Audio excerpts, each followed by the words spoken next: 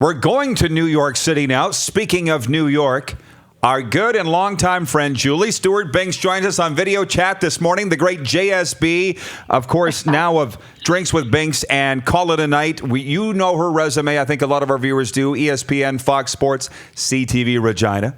Good morning, Jules. How are you?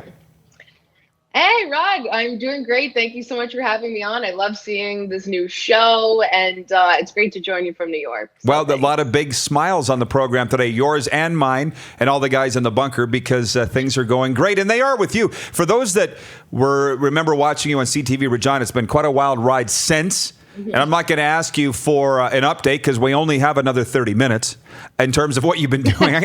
What are you doing now? Let's just go there. Okay, so first of all, I don't always wear a tie.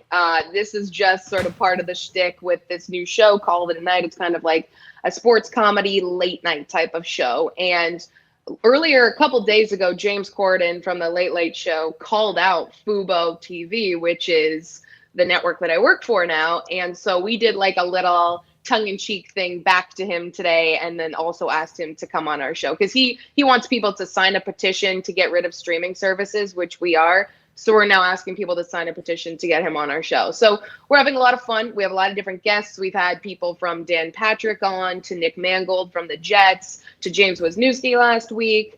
And it's really just a chance for me to kind of show my personality while also talking sports and getting a little weird, because I started doing stand-up comedy last year, which no one would ever expect because I'm not funny at all. But it was really great to learn that side of just writing and performance. And so been doing that. Drinks with Things is also, it's just a show where you can sit, have coffee, water, wine, whatever you want, and we just discuss anything. So it's been fun. Still work at CBS, still work at SNY. And it's expensive to live, Roddy, in New York. So you gotta hustle. You gotta work a lot of different jobs here. Well, I know you were never afraid to do that, and I knew you'd be a success no matter what you do. But I got to say this. Darren DuPont, our co-host here, is like the biggest Dan Patrick fan in the world, of course. People would know him from Sunday Night Football and ESPN. Do you want to take over with any questions? No, just any questions with Julie for her interview with DP. Yeah, what was he like? I showed him a picture, and he almost fainted that when you had him on this. It added that just stamp of credibility, right? It's a big deal. That it is great. I mean, Dan is actually a friend of mine, and I met him when I did the Sochi Olympics in 2014 for Fox Sports. We met in a sauna with Chris Chelios, Michelle Kwan, Jay, and Dan were also there. That's a show in itself, NBC's, right? I know. We should have done something there. That was NBC's hotel gym, and we didn't have one with Fox, obviously. So we snuck in there. And then ever since then, Dan's been great. He's been a mentor, a friend. He's always busting my balls. Like he is the same guy you see on air as he is with me. And so when he came on my show, I had 48 minutes with him, and he was just so hilarious, trying to hijack the thing the entire time. He tries to get into my personal life. You know, he's great. And, Rod, he kind of reminds me of you in a way, because you're very personable. You're also very knowledgeable, but just that comfort with your guests. So the two of you are very similar. Well, thank you. I appreciate that. Marshall's got something. I can't help but ask this question, but Chris Chelios was known for riding an exercise bike in a sauna. You know, that's the kind of athlete and conditioning that he would go through. So when you went in the sauna with Chris Chelios, was he on a bike?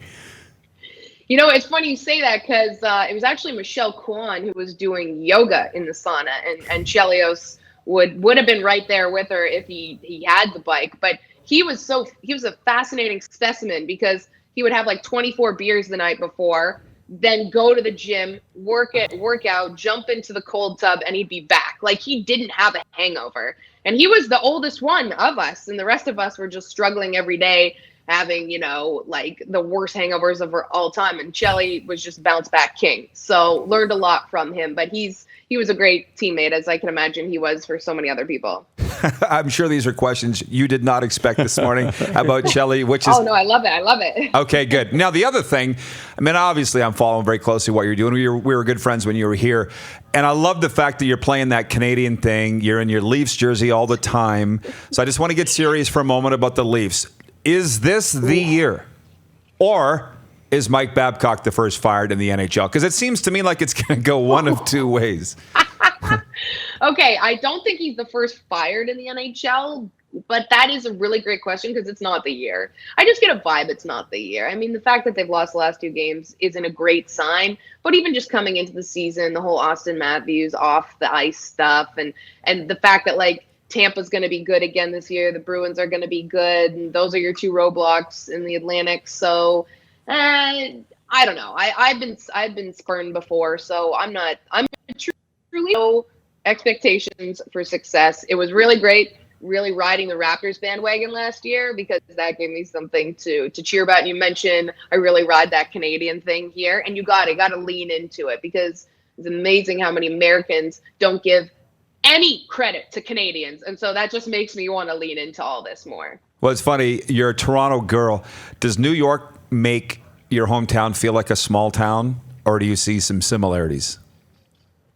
Yeah, definitely. I mean, here it's the most intense city in the world. It's disgusting everywhere you go, but it's a lot of fun, and there's a lot of energy and excitement, and we stay up till 4 a.m. We sing karaoke. We do everything in the entire world. Toronto does feel like a small town, but I will tell you, Rod, most people think I'm from Regina because I carry that Regina card with me. I tell the whole world about it. Most people have never even heard about it before. I regale them tales of Weyburn and Estevan and Saskatoon and Prince Albert Raiders and all that great stuff. We talk about the Saskatchewan Roughriders all the time. So I feel as though the Sask Tourism Board should 100% be paying me because, I'm getting everyone in Regina.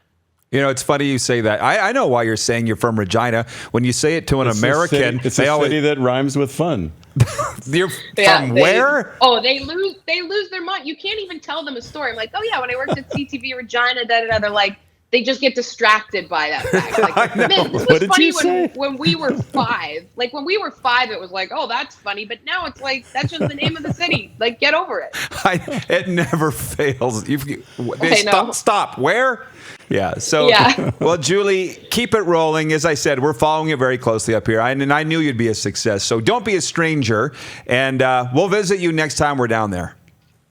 Yeah, and man, I got to come back for a game. I haven't been to the new Mosaic Stadium, and it's been a while since I've been back in Regina. So I'll hit you guys up if I make it up there. Well, please do. It's got a huge MetLife Stadium feel, very similar. So. Oh, great. Yeah. We have a winning team. Good.